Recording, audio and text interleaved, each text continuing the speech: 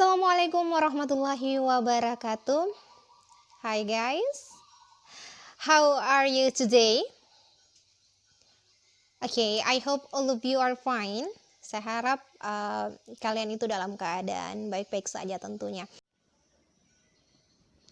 Okay, today we are going to continue to study.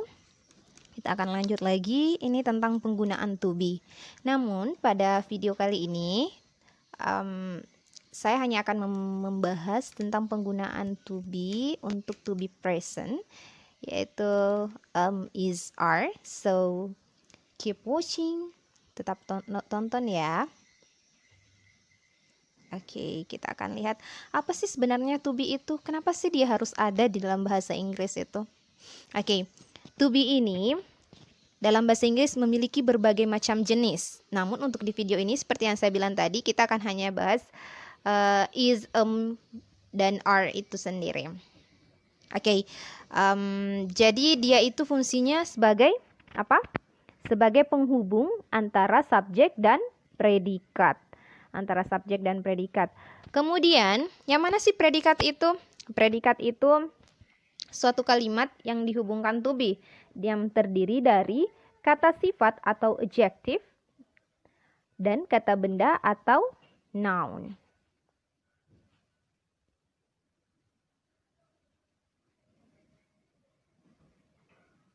Oke, kita bisa lihat di situ ada subject to be. Ada subjek I, siapakah pasangannya? Pasangannya adalah Jadi harus selalu diingat bahwa subjek I yang artinya saya, dia itu selalu berpasangan dengan to be dan itu mutlak. Mereka memang sudah ditakdirkan untuk bersama. Jadi I plus I I artinya itu saya. Kemudian I plus subjek plus to be-nya, mereka bisa bertemu dengan adjective atau noun, kata sifat atau kata benda. Jadi setelah I ditambahkan itu, dia bisa berpasangan dengan kata sifat atau kata benda. Next, she, he, it. Oke, kita akan lihat siapa sih pasangannya she, he, it itu. Pasangannya adalah is. Jadi she plus is. Jadi subjek she, he, dan it itu dia akan selalu berpasangan dengan is, dan memang ini pasangan mereka dan ini sudah mutlak ya. Setelah is itu bisa ditambahkan dengan kata sifat atau kata benda. Next, you, they, we. Oke, you, they, dan we. Kita akan lihat siapa pasangannya.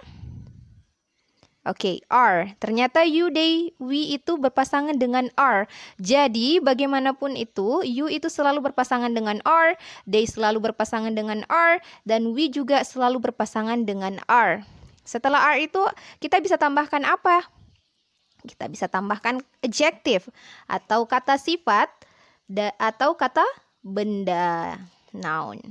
Kita lihat. Untuk lebih jelasnya kita akan lihat contoh kalimatnya saja ya, biar nggak bingung-bingung lagi kenapa sih I itu harus tambahkan bagaimana sih kalimatnya, contoh kalimatnya. Oke, yang pertama itu subject plus to be plus adjective. Jadi kita kan sudah bahas tadi ya di slide pertama. Di situ to be itu berfungsi sebagai penghubung, dia itu jembatannya antara subjek itu sendiri dengan adjective atau kata sifat. Oke, kita perhatikan contoh kalimatnya ya. Yang pertama, I'm rich. Saya kaya. I itu kan subjeknya I, dia berpasangan dengan I am rich. Itu to be. Rich itu adjective atau kata sifat. Selanjutnya, number 2, she is beautiful. Dia perempuan cantik. Atau perempuan itu cantik. Karena she itu dia mewakili dari kata ganti perempuan ya. Berarti di situ she itu subjeknya, is itu to be-nya, dan adjective-nya itu adalah beautiful. Sama tadi di she, dia plus adjective juga untuk he-nya. Oke. He is handsome. Dia tampan. Next, it is clean. Ini bersih. Maksudnya di sini it itu mewakili benda ya. Next, you are diligent. You itu subjek, are itu to be, dan diligent itu apa? Diligent itu adjective atau kata sifat. Saya sengaja beri warna-warni seperti ini ya. Mungkin kalian bilang ini agak lebay dan alay, tapi kenapa saya warnai seperti ini? Karena ketika kita belajar rumus-rumus seperti ini baru dasar-dasar rumusnya, itu akan lebih interesting kalau kita berikan warna. Dan kenapa saya beri warna ini, kok 3 kalimatnya diwarnai, contoh kalimatnya diwarnai ini, kenapa dia sendirian putih sendiri? Karena dia cuma sendiri saja. Subjeknya tambahkan mereka tunggal, dan ini dan I selalu berpasangan ya, seperti saya bilang tadi. Kenapa ini warna kuning? Ya karena mereka sama-sama to be, jadi satu to be untuk mereka bertiga. Sama di sini yang biru juga, satu to be ini untuk mereka bertiga. Oke, bercanda. Next, subject plus to be plus noun. Jadi subjek plus to be-nya dan plus kata benda. Oke, kita lihat contoh kalimatnya saja ya. I am Lily Susianti. Jadi kalau kita misalnya biasanya kalau perkenalan diri kadang kita bilang my name is, tapi kalau misalnya teman yang misalnya teman kita bisa langsung bilang saja Dinda, bisa bilang I'm Dinda, sebut saja nama kalian ya. Kemudian Lily Susianti itu noun ya, atau kata